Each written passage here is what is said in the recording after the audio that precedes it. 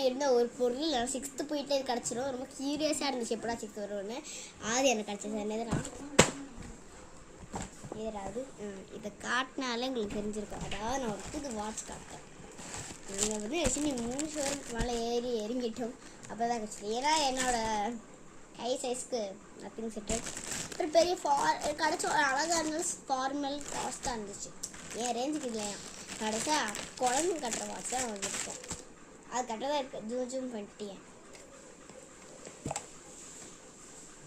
கொஞ்சம் அசிங்கமாலாம் இல்லை, எனக்கு பிடிச்சிருக்கு.